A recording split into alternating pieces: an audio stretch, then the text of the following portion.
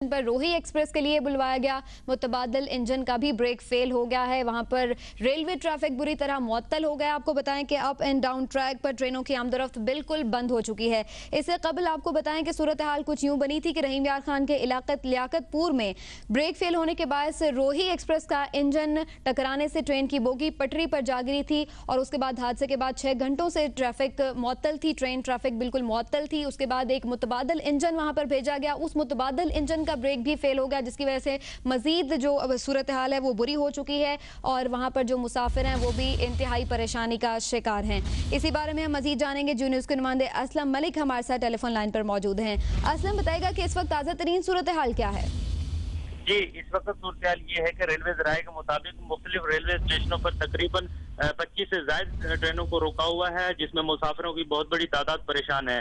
ये वाकया गुज़श्ता रात पेश आया था जब रोही एक्सप्रेस का जो इंजन फेल हो गया था। उसके बाद वहां पर वो ट्रेन खड़ी थी तो पाकिस्तान एक्सप्रेस का इंजन निकालकर उसको आगे ले जाने की कोशिश की जा रही थी कि उसका ब्रेक फेल हो गया। ब्रेक फेल होने से वो बोगी से टकरा गई और बोगी जो ट्रैक पर गिर गई, जिसकी वजह से गुज़श्ता रात से अब तक 6 घंटे गुजर चुके हैं और ट्रैफिक बुरी तरह मुअत्तल है, ट्रैफिक ब्लॉक है और कोई भी ट्रेन की आमदरफ्त मुअत्तल है। रेलवे ज़राए का कहना है कि सम्मा सट्टा से और खानेवाल से 2 क्रेनें तलब की गई हैं। जो क्रेन पहले पहुंचेगी उस मलबे को वहां से उठाकर ट्रैफिक को वहां पर बहाल किया जाएगा, जबकि मुख्तलिफ इलाकों में 25 से ज्यादा ट्रेनों को रोक दिया गया है। जी सर। अच्छा असलम, मुसाफिरों की परेशानी का क्या आलम है? जिस तरह से आप बता रहे हैं कि कल रात ये वाकया पेश आया था, अब तक मुसाफिरों को भी किसी ने आके पूछा है क्या वहां पर?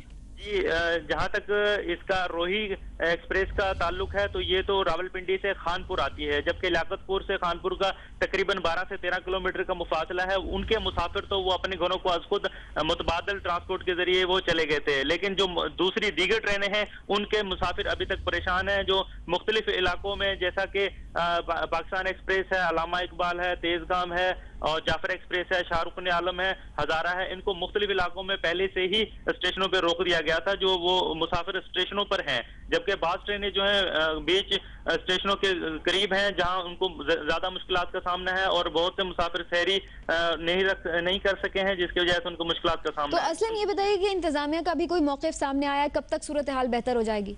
जी हाँ, इंतजामिया का ये कहना है कि खानेवाल और सम्मा सट्टा से उन्होंने कब की ट्रेन जो क्रेन है, जो मलबे को उठाने वाली क्रेन है, वो रवाना कर दी गई हैं और जैसे ही जो बर वक्त वहां पर पहुंचेगी तो उस मलबे को उठा के फौरी तौर पे ट्रैफिक को बहाल कर दिया जाएगा। ताहम अभी तक क्रेनें वहां नहीं पहुंची हैं और जबकि रात के बायस ये मुश्किलात का सामना करना पड़ रहा है। जी समीना, बहुत शुक्रिया आपका। असलम मलिक जो न्यूज़ के नुमाइंदे हमारे साथ मौजूद थे।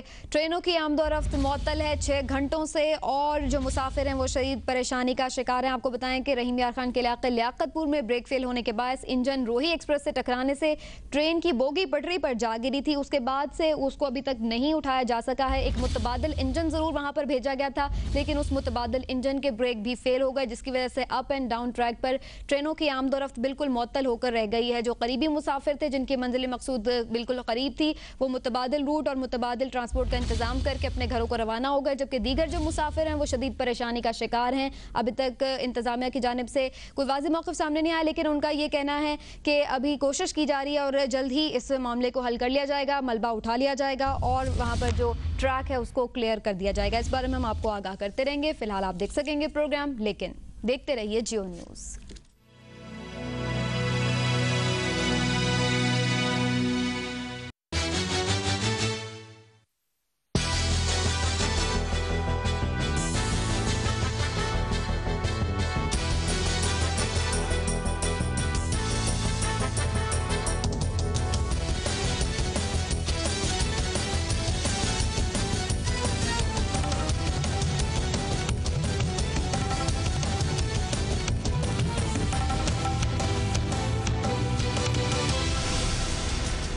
अस्सलाम वालेकुम, आप देख रहे हैं जियो न्यूज़ पर, लेकिन मैं हूं सना बुच्चा। मुत्तहिदा कौमी मूवमेंट ने कराची में होने वाली कत्ल गारत गरी और हुकूमत के रवैये के खिलाफ कल यौम मज़म्मत और यौम सोग मनाने का ऐलान किया है। राब्ता कमेटी के डेप्यूटी कन्वीनर फारूक सत्तार ने 9-0 पर हंगामी प्रेस कॉन्फ्रेंस करते हुए कहा है कि अगर उनके मुतालबात ना माने गए तो उनकी पार्टी लाहे अमल तय करने में आज़ाद होगी। कराची के हालात पर आज होगी बात प्रोग्राम में, लेकिन सबसे पहले एक नज़र हेडलाइंस पर। उल्टी हो गई सब तदबीरें, कुछ ना दवा ने काम किया। हुकूमत में वापसी के लिए पीपल्स पार्टी और मुत्तहिदा के मुज़ाकरात तात्तुल का शिकार। MQM का वज़ीर आज़म से मुलाकात से इनकार, आज लाहे अमल का ऐलान। हुक्मरान तो कराची में है लेकिन असल राज दहशतगर्दों का। कदर खो देता है रोज का आना जाना। कराची में अमन सूबाई हुकूमत का मामला है। रहमान मलिक कराची आए, ना ही किसी को फोन करें ना ही किसी की तरफदारी करें। आदत से मजबूर जुल्फिकार मिर्जा वफाकी वजीर दाखिला पर चढ़ दौड़े। कराची के शहरियों को वजीर आजम की आमद महंगी पड़ गई। सिक्योरिटी के नाम पर वजीर आला हाउस के बाहर सिक्योरिटी एहलकारों का इज्तिमा। पुलिस की 105 गाड़ियां तैनात। सुप्रीम कोर्ट ने कराची के हालात का नोटिस ले लिया लेकिन शायद हुकूमत पर एतमाद नहीं, इसलिए इलेक्ट्रॉनिक मीडिया से तफसीलात मांग ली। और सुप्रीम कोर्ट बार की सदर आसमा जहांगीर का कहना है कि अमन कमेटी पीपल्स पार्टी की भत्ता कमेटी है। कराची में धरने का भी ऐलान कर दिया। इस्लामाबाद में कराची के हवाले से मीटिंग्स और मुशावरत का पिछले कई रोज से जारी सिलसिला अब रुक गया है या रुकने वाला है, लेकिन सिर्फ पिछले 5 रोज में ये बेआसरा शहर 90 से ज्यादा लाशें उठा चुका है। गो के सदर आसिफ अली जरदारी साहब आज कराची पहुंच चुके हैं, जबकि वजीर आजम यूसुफ रजा गिलानी साहब पहले ही से शहर में मौजूद हैं। लेकिन खून और मौत का खेल फिर भी थमने में नहीं आ रहा। आज भी 11 लोगों को जिंदगी से महरूम कर दिया गया है। हालात इतने बिगड़ चुके हैं कि कराची के मुख्तलिफ हलकों की जानिब से फौज को आवाजें दी जा रही हैं। फौज आई तो बिरयानी निहारी खाने नहीं आएगी, अदालतें लगाने आएगी। इस मुल्क की दोनों बड़ी सियासी पार्टियों ने मायूस किया है। ये नहीं हो सकता कि अब फौज कराची आएगी तो लाहौर गुजरांवाला नहीं आएगी।